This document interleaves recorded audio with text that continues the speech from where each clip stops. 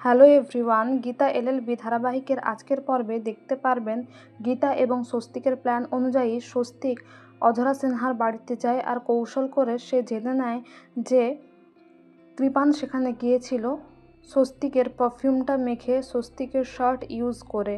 আর এই সব কিছু জানতে পেরে স্বস্তিক ফোন করে গীতাকে সব জানিয়ে দেয়।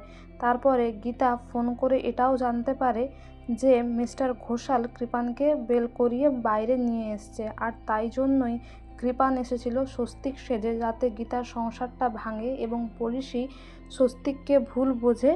আর এদিকে গীতা কনফার্ম হয়ে যাওয়ার পরে পদ্মকে ফোন করে আর জিজ্ঞাসা করে যে কৃপান কোন পারফিউমটা ইউজ করে, সেই নামটা যেন সে জেনে গীতাকে জানায়। আর এদিকে পদ্ম কৃপানের কাছে যায় শার্ট লাগানোর নাম করে, শার্টের বোতাম লাগানোর নাম করে সে গন্ধটা শুকে ফোন করে গীতাকে জানায় যে কৃপান অন্য একটা পারফিউম ইউজ করছে, যেটা ইউজ করে প্রতিদিন সেটা সে করেনি। এদিকে প্রলয় আর মেহেক এসে গীতাকে বলে যে তুমি তোমার ঘর আর বর ছাড়ছো কেন, এত আলগা করছো কেন, তুমি বাড়ি ফিরে চলো আর পরিষীকে রাস্তায় বের করে দাও।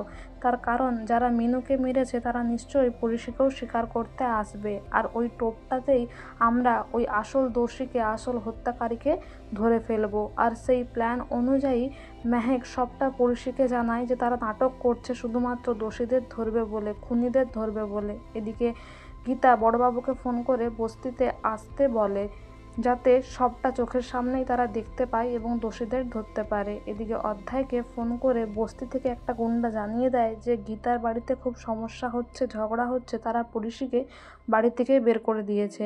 আর এদিকে পরিষী রাস্তায় কাঁদতে থাকে, বলে আপনারা আমার সঙ্গে এরকম করবেন না, আমি কোথায় যাব। আর ঠিক সেই সময় অধ্যায় সিনহা তার দলবল নিয়ে চলে আসে আর পরিষীর হাত ধরে পরিষীর সাথে বাজে বিহেভিয়ার করে অধ্যায়, আর বলে চলো তোমাকেও সেই ঠিকানাতেই নিয়ে যাব, তোমারও একই অবস্থা করব ঠিক যেমন মিনুর করেছিলাম। মিনুকে আমরা জোর করে অ্যালকোহল খাইয়েছি, তারপরে তাকে ধর্ষণ করে ওপর থেকে তাকে ঠেলে ফেলে দিয়েছি, আর তোমারও ঠিক একই অবস্থাই করব, তোমার বডিটা কেউ খুঁজে পাবে না।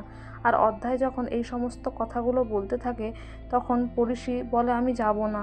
আর এদিকে সব কিছুটাই রেকর্ড করে নেয় স্বস্তিক তার ফোনে প্রমাণস্বরূপ। এরপর গীতা আসে, গীতা এসে সমস্ত গুন্ডাদের মারধর করে, কারণ তারা গীতাকে মারতে চেয়েছিল। আর এদিকে অধ্যায় বলে কি হচ্ছেটা কি, আপনাদের মধ্যে নাকি ঝামেলা হয়েছিল। গীতা বলে সবটাই নাটক। তো বন্ধুরা, এই ছিল গীতা এলএলবি ধারাবাহিকের আপডেট। যারা টিভিতে দেখেননি তাদের জন্য।